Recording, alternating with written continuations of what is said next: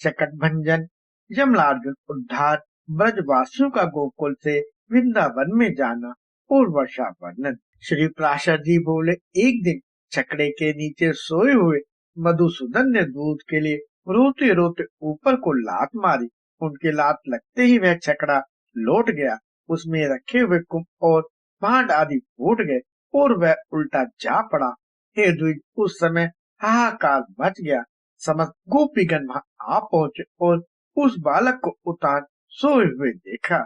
तब गोपगण पूछने लगे कि इस छकड़े को किसने उलट दिया। तो वहां पर खेलते हुए बालकों ने कहा, इस कृष्ण ने ही गिराया है। हमने अपनी आंखों से देखा है कि रोते रोते इसकी लात लगने से ही यह छकड़ा गिरकर उलट गया है।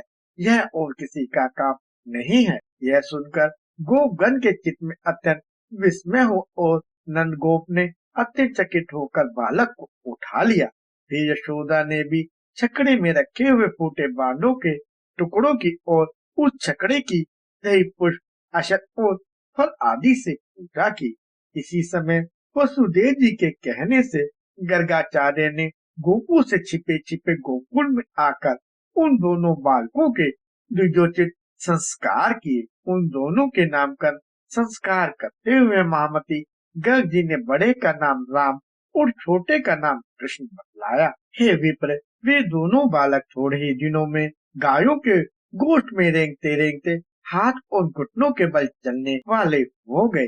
गोबर और राख भरे शरीर से इधर उधर घूमते हुए उन बालकों को यशोदा और रोहिणी रोक नहीं सकती थी।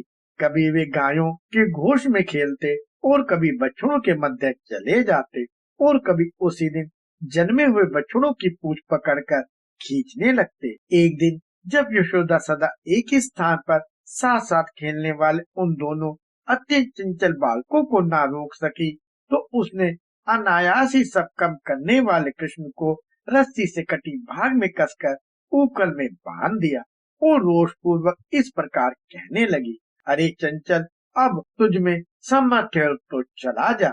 ऐसे कह के कुटुम्बनी यशोदा अपने घर के धंधे में लग गई।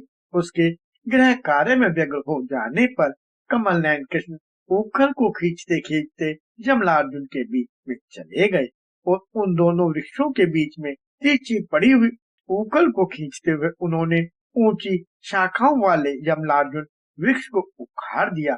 तब उनके उखड़ने का कट शब्द सुनकर वहां ब्रजवासी लोग दौड़ आए और उन दोनों महावृक्षों को तथा उनके मध्य में कमर में रस्सी से कसकर बंधे हुए बालक को नन्हे नन्हे अल्प दांतों की श्वेत किरणों से शुभ हास करते देखा। तभी से रस्सी से बंधने के कारण उनका नाम दामोदर पड़ा।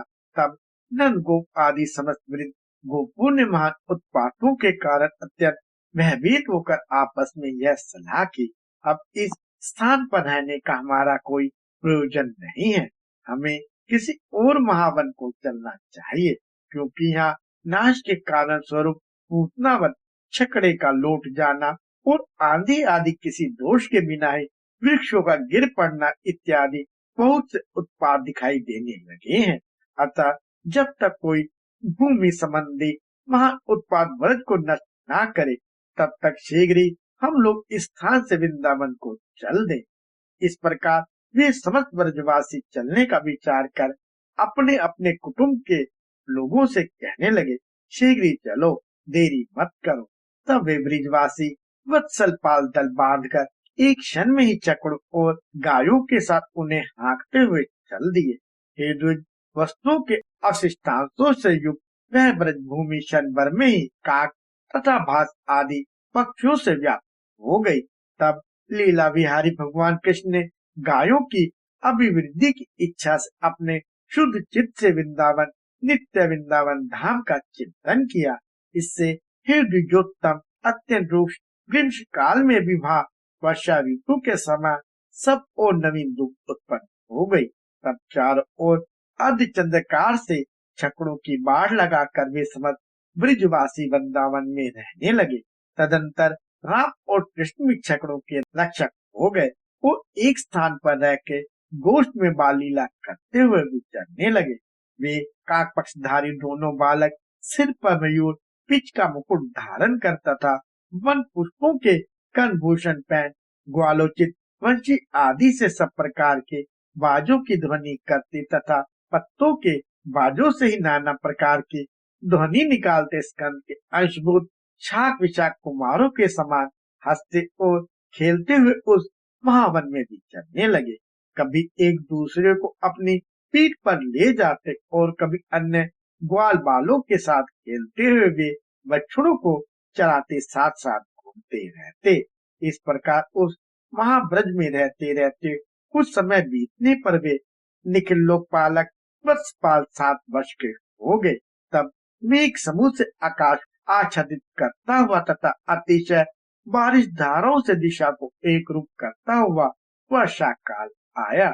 उस समय नवीन धूप के बढ़ जाने और वीर घूटों से व्याप्त हो जाने के कारण पृथ्वी पद्मराग विभूषिता मरकत में सी जान पड़ने लगी। जिस प्रकार नया धन पाकर दुष्ट पुरुषों का चित्त उछल हो जाता है, उसी प्रकार नदियों का जल सब और अपनी निर्दिष्ट मार्ग छोड़कर बहने लगा। जैसे मूर्ख मनुष्य को दृष्टापूर्व उक्तियों से अच्छे वक्ता की वाणी भी मलिन पड़ जाती है, वैसे ही मलिन मेघों से आच्छादित रहने के कारण निर्मल चंद्रमा भी शोभाहीन हो गया। जिस प्रकार विवेकहीन राजा के संग में गुणहीन मनुष्य भी प्रतिष्ठा प्राप्त कर लेता है, उसी प्रकार आकाश मंडल में गुण रहित इंद्र धनुष्ठित हो गया। दुराचारी पुरुष में कुलीन पुरुष की निष्पट शुभ चेष्टा के समान मेघ मंडल में बगुलों की निर्मल पंक्ति सुशोभित होने लगी। श्रेष्ठ पुरुष के साथ दुर्जन की मित्रता के समान अत्यंत चंचला विद्युत आकाश में स्थिर न रह सकी। महामूर्ख मनुष्यों की अनर्थिका उक्तियों के समान मार्ग तेज और धूप समूह से आच्छादित होकर अस्पष्ट हो गए।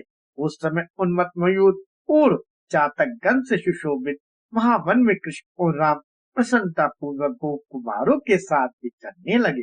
वे दोनों कभी गायों के साथ मनोहर गान और तान छेड़ते और कभी अत्यंत शीतल विस्तल का आश्रय लेते हुए विचरते रहते थे। वे कभी तो कदम पुष्पों के हार से विचित्र वेश बना लेते, कभी मयूर पिच की माला से सुशोभित होते और कभी नाना प्रकार की पर्वतीय धातुओं से अपने शरीर को लिप्त कर लेते, कभी कुछ झपकी लेने की इच्छा से पत्तों की शैया पर लेट जाते और कभी मेघ के गर्जन पर हाहाकार करके कोलाहल मचाने लगते।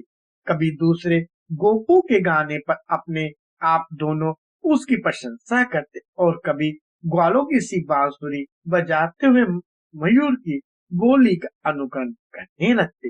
इस प्रकार वे दोनों अत्यंत प्रीति के साथ नाना प्रकार के भावों से परस्पर खेलते हुए प्रसन्नचित्त से उस वन में विचरने लगे।